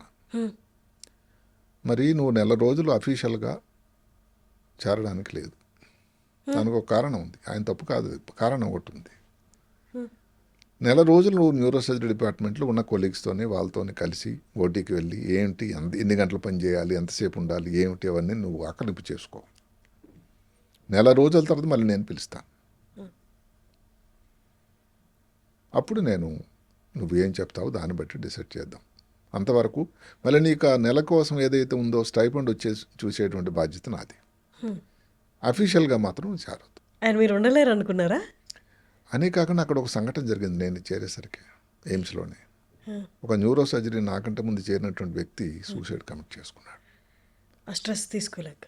అది కారణం. అది ఏం జరిగింది అని ఈరోజు కూడా ఎవరికి తెలియదు. మొత్తం మీద జరిగింది ఏమిటంటే, న్యూరో సర్జరీ టఫ్ సబ్జెక్టు, సార్లు కూడా టఫ్ వ్యక్తులు, మహాదయామయులు, కానీ నేర్పిన టైంలో మాత్రం చాలా కష్టం, టఫ్. అంటే రోజుకు 18 గంటలు చేసినా కానీ సరిపోదు వాళ్ళ దృష్టిలో. ఇంకా 36 గంటలు చేయాలని ఆలోచన. అంత నేర్చుకోవాలి అని, తప్పుగా కాదు. సో ఒక వ్యక్తి సూసైడ్ కమిట్ చేసుకోవడం వల్ల మినిస్ట్రీ ఆఫ్ హెల్త్ నుంచి ఒక కమిటీ ఫార్మ్ అయింది, ఎంక్వైరీ కమిటీ. టీచర్ల తాలూకా రోల్ ఎంత ఉంది, పాత్ర ఎంత ఉంది, ఆ వ్యక్తి తనంతట తానే సూసైడ్ చేసుకున్నాడా, ఎందుకు జరిగింది, ఏమిటి, ఏ కోణంలో జరిగింది అని. ఈ టీచర్లు ముగ్గురు కూడా చాలా అన్హ్యాపీగా ఉన్నారు ఆ టైంలో. సో మళ్ళీ నువ్వు ఏదో తెలియకుండా చేరిపోయి మళ్ళీ ఇబ్బందులు పెట్టుకుని మహాత్మా 1 month నువ్వు అబ్జర్వ్ చేయని వదిలేశాడు ఆయన. సో నేను ఉదయం నుంచి సాయంకాలం వరకు ఎవరైతే సీనియర్లు ఉన్నారో వాళ్ళతో వెళ్ళడం. ఉదయం 7 గంటలు మొదలయ్యేది తెల్లవారు రోజు. చలి ఢిల్లీ జనవరి అంటే అట్లా వెళ్ళడం. అది ఏదైతే ఉందో ఆ మొండి పట్టు ఏదైతే న్యూరో సర్జరీ చేయాలన్నది ఒకటే ఇంకేం లేదు. సో సార్ ఇలా చెప్పినా కానీ నేనేదో ఇదైపోలేదు. ఇంకా నేను అలాగా ఇది కష్టం కదా నేను అనుకోలే, చూద్దామని. 4 రోజులు గడిచిపోయింది. ఓటీకి వెళ్ళేవాడిని ఆపరేషన్ థియేటర్. సాయంకాలం అప్పుడు ఇంక ఇన్ని సాధనాలు లేవు. న్యూరో సర్జరీ ఇప్పుడు మారిపోయింది. ఇంకా చిన్న విషయం ఏంటంటే, న్యూరో సర్జరీ వచ్చిన సంతోషంలో ఫస్ట్ టెలిగ్రామ్ నేను సార్ ఎవరైతే నాకు మహానుభావుడు సలహా ఇచ్చాడో, నువ్వు నేను చూసుకుంటాను స్టైఫండ్ కోసం అని, ఆఫ్థల్మాలజీ డాక్టర్ ఇక్కడ వైజాగ్లో. ఆయనకి ఫస్ట్ టెలిగ్రామ్ మా ఇంటికి ఇచ్చిన తర్వాత ఆయనకి ఇచ్చాను. ఆ రోజుల్లో ఇంకో మొబైల్ ఫోన్ ఎక్కడదండి. తర్వాత ఒక ప్రొఫెసర్ ఆఫ్ సర్జరీ ఉన్నారు. ఆయనకు వచ్చి, సార్ నాకు ఎయిమ్స్లో సీట్ వచ్చింది సార్ అన్నాడు. నేను అనుకున్నా ఆయన అవునా అనుకుని సంతోషపడతారు, శభాష్ అని అంటాడు అనుకున్నాను. ఆయన కొంచెం ఎంత తేల్చేశాడు. అంటే దానికి కారణం లేకపోలా. ఆయన అన్నాడు, న్యూరో సర్జరీ రిజల్ట్స్ అంత బాగోవయ్యా, పేషెంట్ అయితే నడుచుకొని వెళ్తాడు, తిరిగి రావడం దీనిగా వస్తాడు స్ట్రెచ్చర్ మీద. అది ఇప్పటికీ ఉంది కదా సార్ అట్లా? అంటే అది కొంత చాలా తగ్గింది. ఓకే. ఎందుకంటే పరిస్థితులు చాలా మారాయి. ఇప్పుడు ఉంటే పరిస్థితులు, అప్పుడు ఉండేటటువంటి ఫెసిలిటీస్, సౌకర్యాలు, ఎక్విప్మెంట్, టెక్నాలజీ. అది ఆపరేషన్ అంటే ఇప్పుడు 4 గంటలు అయిపోయే ఆపరేషన్ అప్పుడు 8 గంటలు పట్టేది. 82 పరిస్థితి అది. ఇన్వెస్టిగేషన్స్ కూడా అలాగే ఉండేవి. అబ్బో ఇప్పుడు సిటీ స్కాను, ఎంఆర్ఐలు, పెట్ స్కాన్లు ఎన్నో వచ్చేసాయి. అసలు న్యూరో సర్జరీ ఇప్పుడు మారిపోయిందండి, పెను మార్పు. అప్పట్లో ఒక పరీక్ష చేయాలంటే అబ్బో, న్యూరో సర్జరీ డిపార్ట్మెంట్ ఎయిమ్స్లో అయితే ఒక సిటీ స్కాన్ మెషిన్ పూర్తిగా ఉత్తర భారతదేశానికి అంతరంగా అక్కడ వచ్చింది మొదటిసారి. దానికి ఒక పెద్ద వెయిటింగ్ లిస్టు అంటే అందరికి కావాలి కదండి. అందుకని దాన్ని ఎక్కువగానే వాడినట్టయితే సిటీ స్కాన్ మెషిన్ డ్యామేజ్ అయిపోతుందని సాయంకాలం అది తర్వాత దానికి తాళం వేయబడుతుంది. అంటే పేషెంట్ ఎవరైనా సీరియస్ పేషెంట్ వచ్చారనుకోండి, అప్పుడు ఇక్కడ మెడలో ఒక సూదేసి దానికి కొన్ని యాంజియోగ్రామ్ అని ఒక పరీక్ష ఉంటుంది. అది చేసే మాకు చేయించుకునే పేషెంట్కి, చుట్టాలకి, అందరికీ ఇబ్బంది. రాత్రి ఏదో 12 పేషెంట్ ఎక్కడి నుంచో, హర్యానా నుంచి వస్తే లేకపోతే పంజాబ్ నుంచి వస్తే ఎనస్థీషియా డాక్టర్ ఉండాలి, రేడియాలజీ డాక్టర్ ఉండాలి. ఆ టైంలో ఇంత జరిగేది సంగతి. ఇప్పుడు సిటీ స్కాన్ మెషిన్ లోపలికి వెళ్తే 3 నిమిషాల్లో ఏముంది ప్రాబ్లం. సరే ఈసారి అన్నారు అందుకని న్యూరో సర్జరీ బాగాలేవయ్యా రిజల్ట్స్, అదెందుకు చేయవచ్చు, కార్డియక్ సర్జరీ చేయాల్సింది, హ్యాపీగా ఉంటాడు పేషెంట్. గుండె పైన వాటర్ ఏదైనా జరిగితే చెప్పాడు ఆయన, జరిగిపోయాడు పెద్ద మనిషి ఆయన. ఆ చిన్న ఆపరేషన్ చేస్తే అమ్మ ఆయాసం పోయింది సార్ అంటాడు. న్యూరో సర్జరీ ఆపరేషన్ జరుగుతుంది, పేషెంట్ తర్వాత మాట్లాడు చాలా రోజులు. ఆయన చాలా డిప్రెషన్గా మాట్లాడాడు. అయితే న్యూరో సర్జరీ చేయాలని మనం సార్కి నమస్కారం పెట్టేసి ఢిల్లీ వెళ్ళిపోయాను. ఆయన ఇంకా యాక్చువల్లీ ఇన్స్పైర్ చేశారు అయితే మిమ్మల్ని. ఇంకా దాన్ని దృఢత్వం చేశాడు నా తాలూకు ఏదైతే ఉందో ఆలోచన. ఢిల్లీ వెళ్ళిన తర్వాత సార్ 1 మంత్ అయిపోయింది ఇట్లా అందరిని కలిసి వెళ్ళి. ఆయన ఒకరోజు పిలిచాడు మహానుభావుడు, రసగుల్లా గడి తినిపించి ఇంటికి పిలిచాడు సాయంకాలం. భయపడుతూ వెళ్ళాను. అడిగారు ఆయన, ఏం డిసైడ్ చేసావు? 2 నిమిషాలు సైలెన్స్. ఏం చెప్పాలి, ఆయన పెద్ద టైగర్ అని చాలా ప్రతీతి, అంటే చాలా టఫ్ మనిషి, కానీ మనసు అయితే నవనీతం. ఆ తర్వాత గ్రహించాను అది. మరి ఏం డిసైడ్ చేసావని హిందీలో అడిగాడు. ఏదో వచ్చారని హిందీలో చేరతాను సార్ అన్నాడు. ఆయన షాక్ తిన్నాడు. అవునా, అన్నీ విన్నావా, అందరిని కలిసి మాట్లాడేవా? అవును సార్, అందరితో మాట్లాడానండి. అంటే ఏమిటి అని ఆయన అడగల, అంటే ఈ సంఘటన గురించి వారు అడిగారనమాట. జరిగింది కదా అని. మొత్తం మీద న్యూరో సర్జరీ ప్రస్థానం జరిగింది అలా. సార్ అప్పట్లో 8 hours అన్నారు కదా, ఇప్పుడు ఆన్ యావరేజ్ ఎంత టైం పడుతుంది ఒక సర్జరీకి? అంటే ఆపరేషన్ బట్టి ఉంటుంది, కానీ ఇప్పుడు ఏంటంటే కొన్ని సాధనాలు చాలా మంచి వచ్చాయండి. ఉదాహరణకి ట్యూమర్ తీయాలంటే అప్పుడు పీస్ బై పీస్ మేమే తీయాల్సి వచ్చింది మాన్యువల్గా. ఇప్పుడు క్యూసా అని ఒక మెషిన్ వచ్చింది, దాని ఫుల్ పేరు కవిట్రాన్ అల్ట్రాసోనిక్ సర్జికల్ ఆస్పిరేటర్ అని. అలా పీల్చేస్తుంది ట్యూమర్. ఎంత సింపుల్ అయిపోయిందని. పేషెంట్ కూడా అంత బాగా, దానివల్ల రక్తస్రావం తగ్గిపోతుంది, సమయం తగ్గిపోతుంది, ఎనస్థీసియా ఇచ్చేటువంటి సమయం తగ్గిపోతుంది, పేషెంట్ రికవర్ అనేది బాగా అవడానికి దోహదకారి అవుతుంది.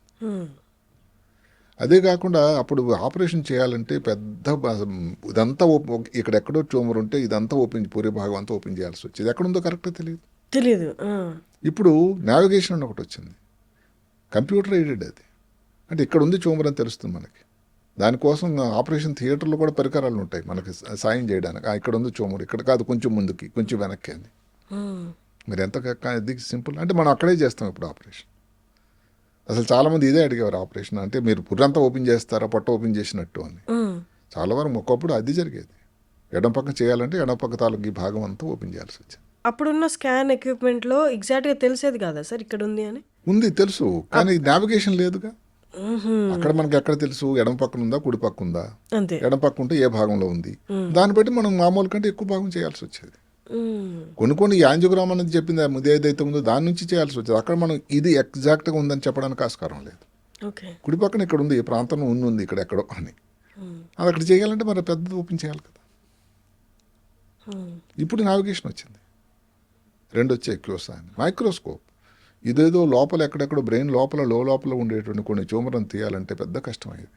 అంటే మన కళ్ళనే నమ్ముకోవాల్సి చేయాల్సి వచ్చేది. ఎంతైనా కానీ కష్టం కదా. కొన్ని ఏదో నరాలు దారపోగులాగా ఉంటాయి, రక్తనాళాలు దారపోగుల కంటే చిన్నగా ఉంటాయి. దానికి ఒక సాధన వచ్చింది మైక్రోస్కోప్ అని. అంటే చిన్న దారపోగులు ఇంత పెద్దగా కనబడేటువంటివి. అంటే పేషెంట్కి డ్యామేజ్ కావడం కానీ ముఖ్యమైనటువంటి స్ట్రక్చర్స్ ఏది డ్యామేజ్ చేయకుండా ఉండేటువంటి గొప్ప సాధన. సో ఈ క్లోసా, నావిగేషను, మైక్రోస్కోపు, ఎనస్థీషియా ఒకటి మారిపోయింది. న్యూరో సర్జరీ పెనుమార్పు ఎనస్థీషియా. ఇప్పుడు ఏదైనా ఆపరేషన్ చేయాలంటే కొన్ని సమయాల్లో బ్లడ్ ప్రెషర్ అనేది 20-30లో ఉంచాలి. 120-80 కదా నార్మల్గా, 30-40లో. ఇదంతా నియంత్రణ ఎనస్థీషియా నుంచి జరుగుతూ ఉంటుంది. సార్ మీరు ప్రాక్టీస్ స్టార్ట్ చేసినప్పుడు ఎనస్థీషియా అనే కాన్సెప్ట్ ఉందా సార్? ఉంది, స్టార్టింగ్ నుండి. స్టార్టింగ్ నుంచి. కానీ అన్ని సర్జరీలకి ఎనస్థీషియా ఇచ్చేవాళ్ళ? ఇవ్వాలి, కష్టమే అంటే. కష్టమే.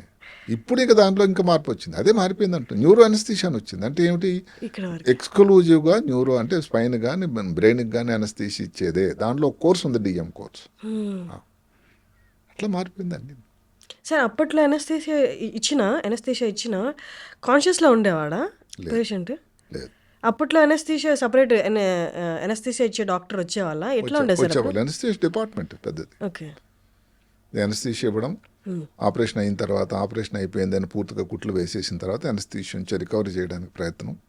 అక్కడే వచ్చింది ఇబ్బంది న్యూరో సర్జరీలో. 8 గంటల ఆపరేషన్ తర్వాత పేషెంట్, ఇప్పుడు ఆగస్టు నెలలో చేసాం, పర్వాలేదు, వేడిగా ఉంటుంది. జనవరిలో చేసాం, చల్లగా ఉంటుంది ఢిల్లీ. మళ్ళీ ఏసీలో ఆపరేషన్ చేయాలి, చల్లగా అయిపోతాడు పేషెంట్. సో దానికోసం 1-2 రోజులు వెంటిలేటర్ పెట్టాల్సి వచ్చేది. ఎట్లా ఉండేది రికవరీ. ఇప్పుడు వార్మర్స్ అని వచ్చాయి. పేషెంట్కి ఆపరేషన్ చేస్తున్నప్పుడు అంత సమయం కూడా పేషెంట్ వేడిగా ఉంచేటువంటి సాధనాలు ఉన్నాయి. అదే కాకుండా ఆపరేషన్ టైంలో కూడా థర్మామీటర్ టెంపరేచర్ రికార్డింగ్ ఉంటుంది, బీపీ రికార్డింగ్ కోసం సాధనాలు వచ్చాయి. ఇప్పుడు చాలా మారిపోయినాయి. అందువల్ల న్యూరో సర్జరీ ఇప్పుడు సులభతరం అనగానే సేఫ్ అయింది తప్పకుండా. అప్పుడు ఏదైతే మార్టాలిటీ అంటే ఏదైతే ప్రాణ ప్రమాదం, ఒక ఆపరేషన్ చేస్తే 20% ఉండేదనుకోండి, ఇప్పుడు 5-10%. అంటే రిస్క్ లేనిది ఇప్పుడు కూడా లేదు. బ్రెయిన్ అనేది అలాంటిది స్ట్రక్చర్, కానీ రిస్క్ అనేది చాలా తగ్గిందని చెప్పాలి. సరే, మీరు ప్రొఫెషనే దాన్ని చూసుకోవడానికి ఇందాక మీరు అన్నట్టు 24 గంటలు సరిపోయారు, 36 గంటలు అంటారు. ఆ మధ్యలో పెళ్ళికి మళ్ళీ భాగస్వామికి, జీవిత భాగస్వామికి టైం ఇవ్వడం, ఇవంతా కష్టం అనిపించలేదు సార్? ఎలా జరిగింది పెళ్ళి? ఎలా జరిగింది పెళ్ళి? మరి ఇంటి దగ్గర నుంచి 82లో చేరిన తర్వాత 83లో మ్యారేజ్ చేయడానికి మా విలేజ్ నుంచే చూడడం జరిగింది. మ్యారేజ్ అయింది. అక్కడ మళ్ళీ చిక్కు వచ్చింది. ఇప్పుడు ఎలా చెప్పాలి, ఇప్పుడు ఒక వారం అయినా లీవ్ కావాలి కదా. ఇప్పుడు ఈ సార్ దగ్గరికి వెళ్తే ఆయన ఎప్పుడు కోపడతాడో, ఏమంటాడో, ఇస్తాడో లేదో అని మొత్తం మీద ధైర్యాన్ని అంతా కూడబట్టుకుని వెళ్ళాను నేను. ఏది ఇన్విటేషన్ కార్డు ఇవ్వడానికి. ఇలా చూసి చాలా కోపం, ఓ నువ్వు కూడా పెళ్లి చేసుకుంటున్నావు అన్నాడు. అంటే ఆయన ప్రకారం ఏంటంటే ఒక మీ లైఫ్ డెడికేషన్ అంతా డెడికేటెడ్ టు ప్రొఫెషన్. ఆయన ఆలోచన అది. ఆయన ఒక రూల్ చెప్పేవాడు, ప్రిన్సిపల్. ఒక if you want be good neuro surgeon, you cannot be good family member. వారికి పెళ్ళయిందా? అయింది. అంటే మరి సమయం అదే కదా, వాళ్ళు కూడా ఇక్కడే. If you want be good family member, you cannot be good neuro surgeon. మంచి న్యూరో సర్జన్ అవ్వాలంటే ఫ్యామిలీని అందరినీ సంతృప్తి పరచలేవేమో, లేదంటే రివర్స్. అందరినీ సంతోషపడి సాయంకాలం హోటల్ తీసుకెళ్ళి హ్యాపీగా ఉండేటట్టయితే నువ్వు అంత గొప్ప న్యూరో సర్జన్ కావు అని ఆ రోజుల్లో. ఎందుకంటే అప్పుడు సమయం అంత కేటాయించాల్సి వచ్చేది కదా. పరిస్థితులు మారాయి ఇప్పుడు అనుకోండి. న్యూరో సర్జరీ చేసేవాళ్ళు ఎక్కువ వచ్చారు, అసిస్టెంట్లు వచ్చారు, ఇవి సౌకర్యాలు ఎక్కువ వచ్చాయి, క్వాలిఫైడ్ సిస్టర్స్ ఉన్నారు, ముందు చెప్పిన పరికరాలన్నీ ఉన్నాయి. సో 8 గంటల ఆపరేషన్ అనేది సులభతరం అయిపోయింది. 4 గంటలు అయిపోతుంది. 4 గంటల తర్వాత ప్లాన్ చేయొచ్చు. ఇప్పుడు ఫ్యామిలీ లైఫ్ అది. కానీ అక్కడ మేము హైదరాబాద్లో, ఢిల్లీలో చేరినప్పుడు అప్పటికే మ్యారేజ్ అయింది. అంటే ఇందాక అన్నా నా మహానుభావుడికి మనసు నవనీతం అని, అది ఎట్లా మర్చిపోగలం. మేము ఢిల్లీ మ్యారేజ్ అయిన ఒక వారంలోనే ఢిల్లీ వెళ్ళిపోయాం. ఆమె తెలుగు తప్ప హిందీ రాదు. అట్లా నెమ్మది నేర్చుకుని ఆ మహాతల్లి మేనేజ్ చేసేది. ఈయన పెద్ద మనిషి మిగతా రెసిడెంట్లు డ్యూటీలు చేయాలి, కనీసం 3 రోజులకు డ్యూటీ ఉండేది, నైట్ డ్యూటీ. నైట్ అంతా హాస్పిటల్లో ఉండాలి. ఒక నెల రోజులు ఈ నైట్ డ్యూటీ లేకుండా వేయొద్దు అని ఒక ఆర్డర్ వేశారు ఆయన. కొత్తగా పెళ్ళయి వచ్చాడు, ఏదో సమకూర్చుకుంటాడు వస్తువులు సామాగ్రి, నెల మాత్రం నైట్ డ్యూటీ లేవు. ఎంత గొప్పతనం. కానీ మేడం అడ్జస్ట్ అయ్యారా సార్ మీ టైమింగ్స్కి, మీ ప్రొఫెషన్కి? అందుకే చెప్తున్నాను కదా, అది చాలా కష్టం అది. అట్లాగే హిందీ నేర్చుకొని బజార్కి వెళ్ళి సామాన్లు అవి అలా అంతే. మరి న్యూరో సర్జన్ భార్యగా ఇవి అని ఆమె చాలా తొందరగా గ్రహించారు. సో ఢిల్లీ ప్రస్థానం దగ్గర 5 సంవత్సరాలు అయిపోయింది, 5.5 సంవత్సరాలు. 5 సంవత్సరాలు అయిపోయిన తర్వాత ఆయన ఎగ్జామ్ పాస్ అయిపోయాను నేను. ఆయన పిలిచారు మళ్ళీ, ఎగ్జామ్ పాస్ అయిపోయావు, డిగ్రీ వచ్చేసింది, ఎంసీహెచ్ డిగ్రీ అంటారు ఆ రోజు. మరి ఏం చేస్తున్నావని. సార్ ఇంకేం ఆలోచించట్లేదు అన్న. చాలా కోప్పడ్డాడు. పెళ్ళయింది నీకు, మరి నువ్వు ఏదో ఆలోచించాలా, ఏదో చేయాలిగా అని హైదరాబాద్లో నిజామ్స్ ఇన్స్టిట్యూట్ అని ఒకటి వచ్చింది. అప్పుడే ఉంది నిజామ్స్. అయితే ఎన్టీ రామారావు గారు ముఖ్యమంత్రి అయిన తర్వాత ఆయన పేరుని ప్రస్తుతించక తప్పదు, మహానుభావుడు. దీని తాలూకు రూపురేఖలు మార్చేశాడు నిజామ్స్ది. అంటే ఒక సెంట్రల్ ఇన్స్టిట్యూట్ మాదిరిగా ఒక డీమ్డ్ యూనివర్సిటీగా చేయాలి, అన్ని పరిస్థితులు అన్ని ఫెసిలిటీస్ క్రియేట్ చేసి మన హైదరాబాద్ నగరంలో ఉన్న ఒక గొప్ప పట్టుదలతో ఆయన స్టార్ట్ చేశాడు. అక్కడ జాబు కోసం మా ప్రొఫెసర్ గారు ఢిల్లీ నుంచి నాకు ఇక్కడికి రికమెండేషన్ ఒక లెటర్ రాశారు ఇక్కడ. అట్లా 86 బ్యాక్ టు ఆంధ్ర. 86 ఆఖరి భాగంలో వచ్చి తర్వాత ఇంకొక 6 మాసాలు ఢిల్లీలోనే ఉండి 87 హైదరాబాద్ నగరం జాబ్ కోసం చేరడం కోసం వచ్చాం. సార్ కానీ సర్జన్ అంటే, న్యూరో సర్జన్ అంటే మెయిన్లీ ఎప్పుడు కూల్ మైండెడ్గా ఉండాలి, ఎప్పుడు ఫోకస్డ్గా ఉండాలి. బట్ ఫ్యామిలీ పర్సన్ అయిన తర్వాత ఎంత కాదన్నా ఎక్కడో ఒకటి చిన్న చికాకులు సమస్యలు ఏదో ఎదురవుతూనే ఉంటాయి. ఇవి ఎలా బ్యాలెన్స్ చేశారు సార్? వన్స్ ఆపరేషన్ థియేటర్లోకి ఎంటర్ అవుతున్నారంటేనే మీరు కాదు, మీరు ఒక సర్జనే అని గుర్తుపెట్టుకోవాలి. ఇది ఎలా బ్యాలెన్స్ చేశారు సార్ బోత్? అంటే మరి ఇప్పుడు కూడా అదే పద్ధతి. ఆపరేషన్ సమయంలో అయితే తదేక జ్ఞానం. ఇప్పుడు మొబైల్ ఫోన్ వచ్చినా నేను ఏదో ఆన్సర్ చేయను, అసలు సైలెంట్లో ఉంటుంది ఆపరేషన్ అయినంత సమయం. ఇప్పుడు కూడా సో వారికి తెలుసు, ఈయన ఫోన్ చేసినా ఎత్తారు. ఇది నా ఇంతకు ముందు చెప్తాను ఈరోజు ఆపరేషన్ ఉందని. ఇలా టైంలో ఆయనకు ఫోన్ చేసినా వద్దు, వేస్ట్, ఆయన ఎత్తాడు. కొన్ని ఎమర్జెన్సీ అటెండ్ అవ్వాల్సినవి ఉంటాయి ఫ్యామిలీలో, వాటన్నప్పుడు అంటే అవన్నీ కూడా అడ్జస్ట్మెంట్స్ ఏనమ్మా. మిస్ అయినవి ఏమైనా ఉన్నాయా సార్ మిస్ అయ్యాను పర్సనల్ లైఫ్? Some times. అందుకని ఇందాకైతే మహానుభావుడు చెప్పిన రూల్ నాకు అప్పుడప్పుడు బాగా గుర్తుకొస్తూ ఉంటుంది. ఇప్పుడు మిగతా స్పెషాలిటీ చేసేవాళ్ళు, ఏదో ఆఫ్టర్మాల్ చేసేవారు, అదేదో కించపరచడం అని కాదు, వాళ్ళ కుటుంబంతో హ్యాపీగా ఉంటారు. అది మరి ఎన్నో సంఘటనలు మనం మిస్ అయిపోయాను డెఫినెట్గా. అంటే దానిని ఇప్పుడు రెగ్యులేట్ అని కాదు, బట్ ఆ సబ్జెక్ట్లో ఆ స్పెషాలిటీలో డిసైడ్ చేసిన తర్వాత దానిలో ఉన్నటువంటి ఇబ్బంది అనే దానికన్నా దానితో అసోసియేటెడ్ పరిస్థితులు అవైతే మనం తప్పదు. సార్ కొన్ని క్రిటికల్ అండ్ డెలికేట్ కేసెస్ వస్తాయి. అంటే చిన్నపిల్లలు ఏదైనా పడి వాళ్ళకి బ్రెయిన్కి తలకి దెబ్బ తగలడం, అలాంటి క్రిటికల్ కేసెస్లో చిన్నపిల్లాడే అన్న ఇమోషన్ స్టార్ట్ అవుతుంది. అట్ ద సేమ్ టైం ఎట్లయినా కాపాడాలన్న ప్రెషర్ కూడా ఉంటుంది. అలాంటి కేసెస్ ఎలా డీల్ చేస్తారు సార్? ఇదంతా ఒక సిస్టమ్. అది ఇప్పుడు మేము ఒక చిన్న ఈ మధ్య కాలంలో 1.5 సంవత్సరం క్రితం ఒక చిన్న 6 సంవత్సరాల బాలుడికి ఆపరేషన్ చేశాం. 6 అంతస్తు నుంచి పడిపోయాడు. అబ్బా. వచ్చినప్పుడు బీపీ రికార్డింగ్ లేదు. 6-9 సంవత్సరాలు బీపీ లేదు, హిమోగ్లోబిన్ అనేది 6 గ్రాములు, సరిగ్గా శ్వాస తీసుకోవట్లేదు, వెంటిలేటర్ మీద ఉన్నాడు, బ్రెయిన్లో క్లాట్ ఉంది. కానీ శాస్త్రం ఏం చెప్తుందంటే బీపీ కానీ తక్కువ ఉండేటట్టయితే ఆపరేషన్ చేసినా ప్రమాదం చాలా ఉంటుంది. అట్లా 3 రోజులు 4 రోజులు ఆపరేషన్ చేయలేదు. ఆ బీపీ నార్మల్ అయినంత వరకు. రక్తం తక్కువ ఉంది, దాని రక్తం ఎక్కించాలి. ఒక 3 బాటిల్ రక్తం ఎక్కించిన తర్వాత ఆపరేషన్ కోసం రెడీ అవుతాడని. అంటే తలకి దెబ్బ తగిలి ఓపెన్ అయిందా సార్, లేకపోతే లోపలికి బోన్స్ ఇరిగిపోయినాయి. అమ్మో. డిప్రెసర్ ఫ్రాక్చర్ అంటారు. బోన్స్ విరిగిపోయి లోపలికి వెళ్ళి బ్రెయిన్ డ్యామేజ్ చేశాయి. అందువల్ల స్పృహ కోల్పోయాడు. చేతులు కూడా ఫ్రాక్చర్ అయింది, కాళ్ళకు కూడా ఫ్రాక్చర్ అయింది. ఇవన్నిటి కారణం. 4 రోజులు అయిన తర్వాత నేను రోజు చెప్తా ఉన్నాను, ఇంకా అబ్బాయి ఫిట్ కాలేదు, చూద్దాం, ఆపరేషన్ అంటే చేసినా ఏదో కూరగాయల్లా కాదు, ఆపరేషన్ తర్వాత బాగా అవ్వాలి కదా అని రోజు తల్లిదండ్రులకు బాధ అయ్యేది, భయమే, ఏమవుతుందో. రోజు సాయంకాలం అన్నాను నేను, రేపు వచ్చే ముందు జనరల్గా సీరియస్ పేషెంట్ ఉంటే రోజుకు 2 సార్లు చూస్తాను నేను. 2 సార్లు కూడా చుట్టాలతో మాట్లాడటం. అదొక క్రమం. 4:30కి ఇంటికి వెళ్ళిపోయే ముందు చెప్పాను నేను సాయంకాలం ఇంకా అలాగే ఉన్నాడు, రేపటికల్లా మరి అంత బాగుంటే 6 రోజులు అయిపోతుంది, కొంచెం హిమోగ్లోబిన్ పికప్ అయింది, బెటర్ ఉంది కాబట్టి ఆపరేషన్ చేద్దామని ఇంటికి బయలుదేరుతా ఉన్నాను. నాకు ఎనస్థీషియా నుంచి ఫోన్ వచ్చింది, సార్ హార్ట్ రేటింగ్ కదా డౌన్ అయిపోతుంది, పేషెంట్ ఇంకా సిక్ అవుతున్నాడు. బ్రెయిన్లో హార్ట్ రేటు బ్రాడికార్డి అంటాం, అంటే గుండె కొట్టుకోవడం పల్స్ రేట్ ఏదైతే ఉంటుందో అది కానీ తక్కువ అయిపోయినట్టయితే అది ప్రమాద సూచిక. అప్పుడు ఇంకా ఆపరేషన్ తప్ప ఇంకా అన్యదా శరణం నాస్తి.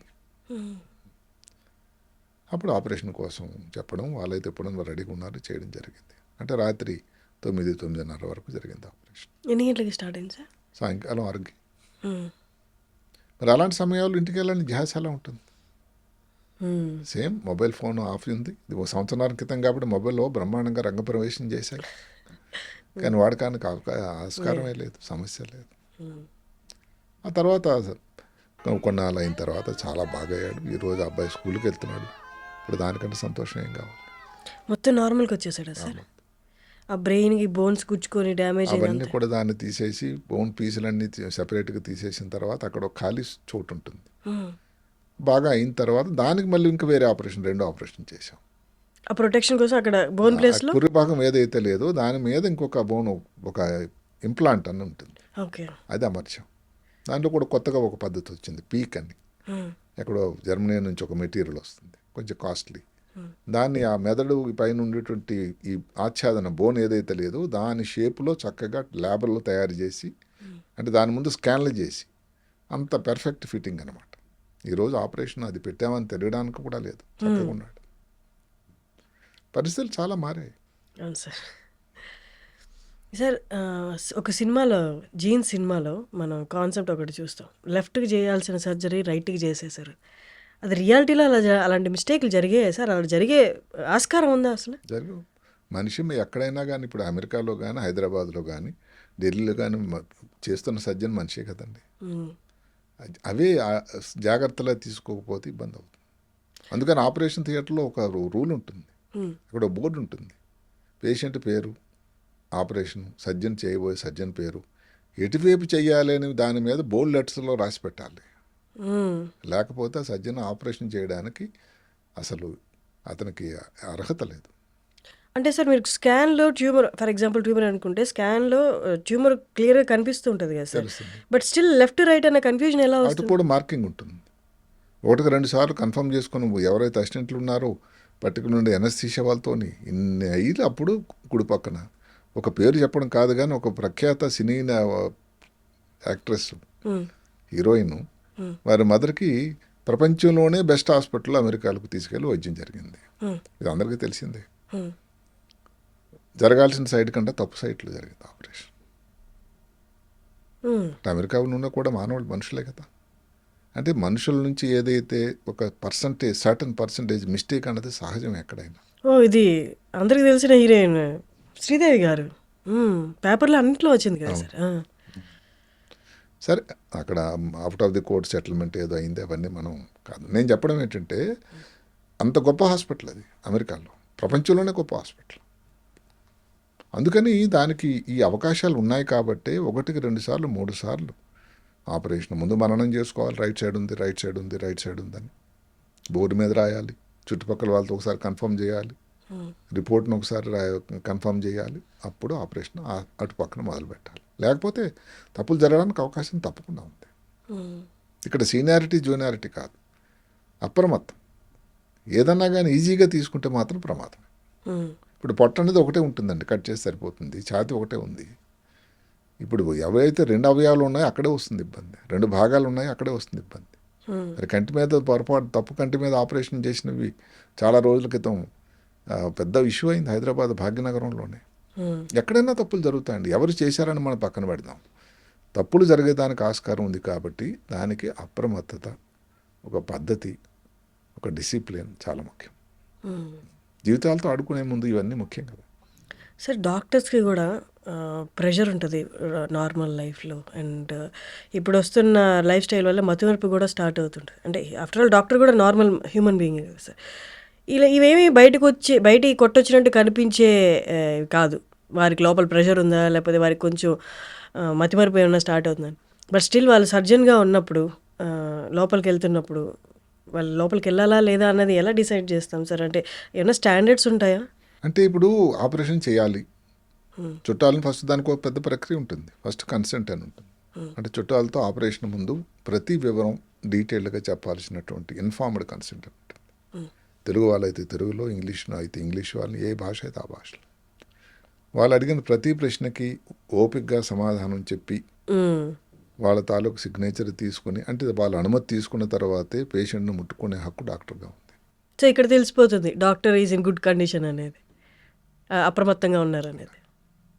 వాళ్ళన్నీ రెడీగా ఉన్నట్టయితేనే మనం ఆపరేషన్ చేయగలం. వాళ్ళు చాలా క్వశ్చన్లు అడుగుతారు.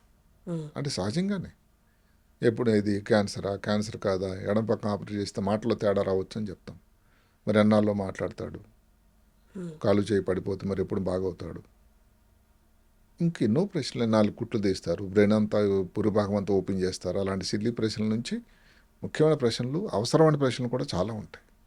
కనీసం 4 నుంచి 5 యావరేజ్ అటుంటారు అటెండెన్స్. ముఖ్యంగా ముందు గవర్నమెంట్లో కానీ ఎక్కడ కూడా కార్పొరేట్ రంగంలో ఇది మరీ ఎక్కువ అయిపోయింది.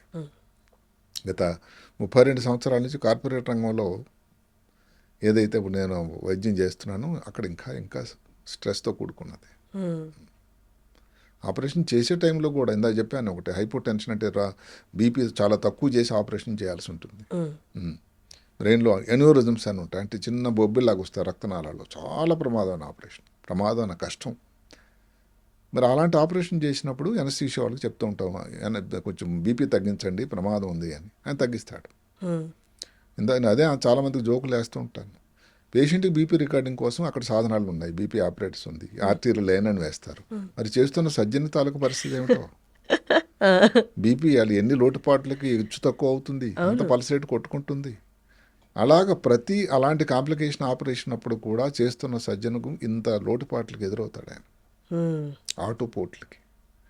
అంటే మరి హెల్త్ మీద కూడా దాని తాలూకా ప్రభావం కొంత గొప్ప ఉంటుంది కదా. అయితే ఇవన్నీ లెక్కలేసి క్యాలిక్యులేషన్ చేసి 1+2 3 అని చేసేదానికి ఆస్కారం లేదు. ఒక సర్జరీ ఇవన్నీ చేయడానికి డిసైడ్ చేసినప్పుడు దానిలో ఇది కానీ గుండె ఆపరేషన్లు, కాంప్లికేటెడ్ ఆపరేషన్లు ఏవైనా కూడా ఎన్నోసార్లు మనం అనుకున్నట్టు జరగవు. ఒక ప్లాన్ మీద వెళ్తాం, 2 బాటిల్ రక్తం సరిపోతుంది అనుకుంటాం, 5 బాటిల్ అవసరం పడితే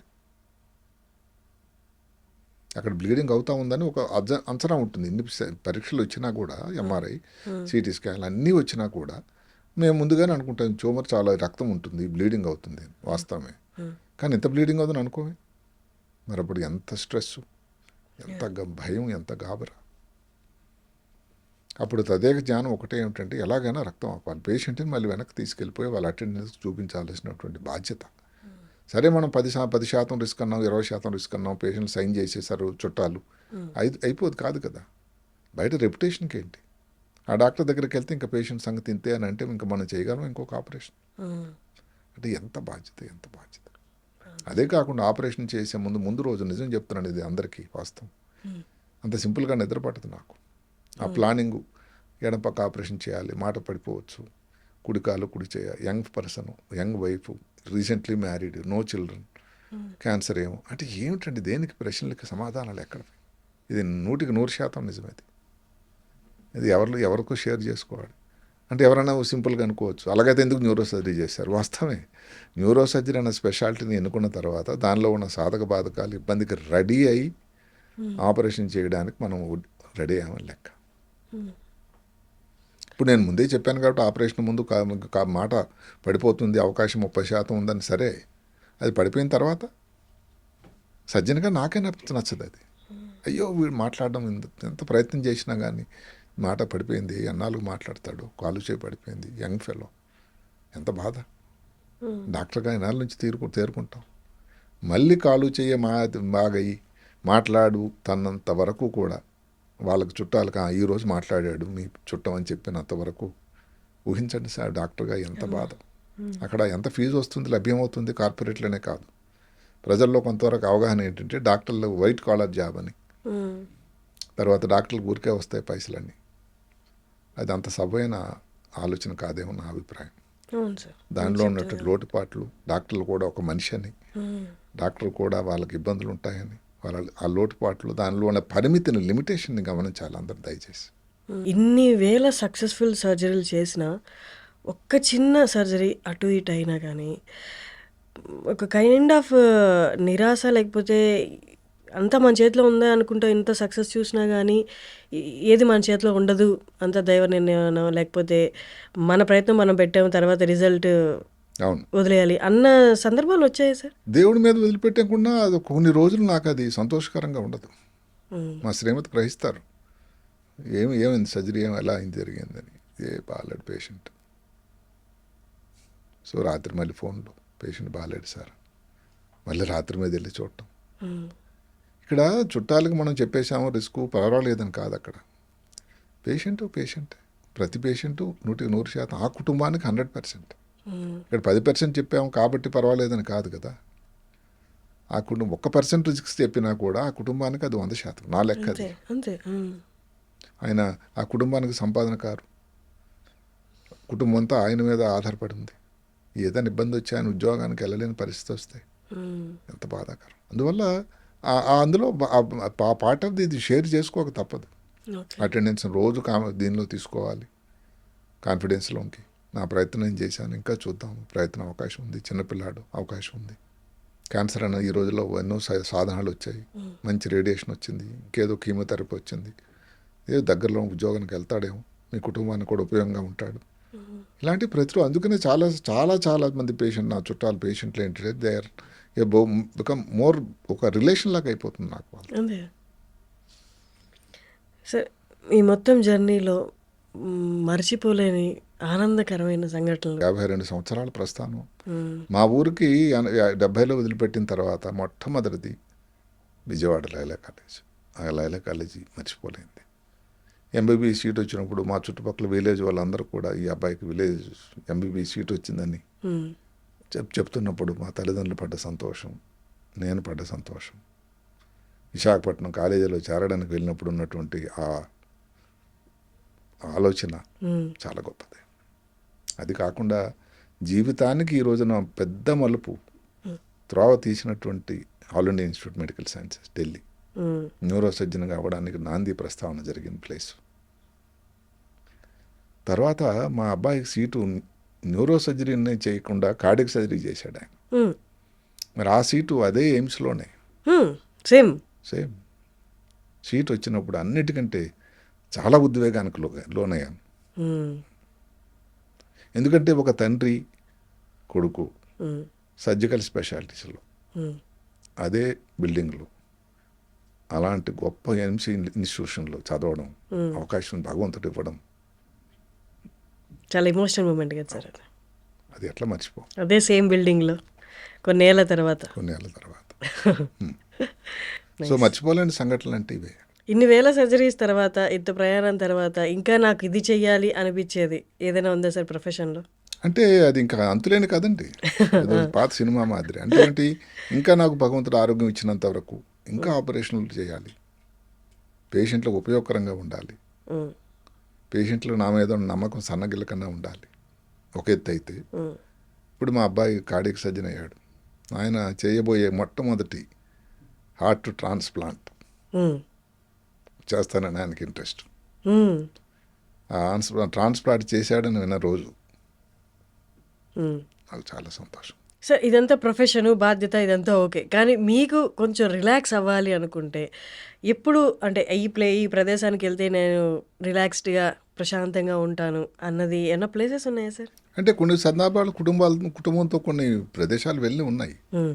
నాకు అన్నిటికంటే ఇప్పుడు ఎన్నో విదేశాలు వెళ్ళి చూసినా కానీ ఆ విలేజ్కి వెళ్ళినప్పుడు ఆ సంతోషం, అంటే ఇప్పుడు మా అమ్మా నాన్న అందరూ జరిగిపోయారు, నేనే 69 సంవత్సరాలు అయిపోతుంది దగ్గరలో. మ్మ్. కానీ నాకు ఎప్పుడు మర్చిపోలేనిది మా ఆ చిన్న గ్రామం. ఇప్పుడైతే అక్కడ పరిస్థితులు చాలా మారాయి, సౌకర్యాలు మారాయి, విద్యుత్ వచ్చింది, రోడ్లు ఉన్నాయి. మ్మ్. పేరు సార్? కింతలి అని శ్రీకాకుళానికి 5 కిలోమీటర్లు. మ్మ్. ఎందుకు అంటే అది ఎప్పుడు మర్చిపోయిన జనని జన్మభూమిస్య స్వర్గాదపి కరియేసి, అంటే ఆ విలేజ్ని అట్లా మర్చిపోవాలి. మీ ఊర్లో వాళ్ళందరికీ మేబీ వాళ్ళు మీరు స్పెసిఫిక్గా న్యూరో సర్జన్ తెలియకపోయినా మీరు డాక్టర్ అని తెలుసు కదా సార్? అందరికీ తెలుసు న్యూరో సర్జన్ అని. న్యూరో వాళ్ళకి అర్థమవుతుందా ఈ సార్? రోజు కూడా హైదరాబాద్కి మ్మ్. చాలామంది వస్తారు. అంటే సరే వాళ్ళ నమ్మకం ఏదో అస్తవాసని, ఆయన చేస్తే వైద్యం సరిగ్గా చేస్తాడని అనవసరం వైద్యం చేయడని మన వాళ్ళని. మన వాళ్ళని, మన మధ్యన ఇక్కడ పుట్టి పెరిగిన అబ్బాయి అని. సో అన్నీ వాళ్ళకి తెలుసు కాబట్టి. అదే కాకుండా మిగతా వాళ్ళు ఇప్పుడు కూడా చాలామంది శ్రీకాకుళం నుంచి వస్తారు. అంటే రాష్ట్రం విడిపోయిన తర్వాత కొంతమంది అయ్యో హైదరాబాద్ అంటే మన ఊరు కాదు కదా అన్నట్టు పొరపచ్చాలు వచ్చినా కూడా వైద్యం కోసం హైదరాబాద్ ముఖ్యంగా నా దగ్గరికి చాలామంది వస్తారు. అది ఇంకో సంతోషకరమైన పరిణామం. అవును సార్. అంటే అంత సమస్యల్లో అంత బతుక చావా అన్న టైంలో మీ పేరు గుర్తు తెచ్చుకోవడం, మీరున్నారన్న భరోసా వాళ్ళకి కలగడం అనేది అదే ఇంకా కొన్ని సంవత్సరాలు చేయాలంటే ఉంటుంది. అది ఒక పంపింగ్ మెకానిజం అన్నమాట. అదే నాకు ఇన్స్పిరేషన్, అదే శక్తి. Great talking to you sir. చాలా విషయాలు, తెలియని విషయాలు చెప్పారు. అండ్ జనాలకి, నార్మల్ జనాలకి ఏవో చిన్న చిన్న డౌట్స్ అంటారు కానీ అవి సొల్యూషన్ అనేది ఎంత, అంటే సర్జన్ పాయింట్ ఆఫ్ వ్యూలో చూస్తే ఎంత కష్టతరంగా ఉంటుందో మీ మాటల్లో చెప్పారు. Thank you so much sir. మళ్ళీ ఇంకొక ఎపిసోడ్తో ఇంకొన్ని సర్జరీ రిలేటెడ్, బ్రెయిన్ రిలేటెడ్ సమస్యల గురించి మళ్ళీ మాట్లాడుకుందాం sir. Thank you so much for coming. నమస్కారం.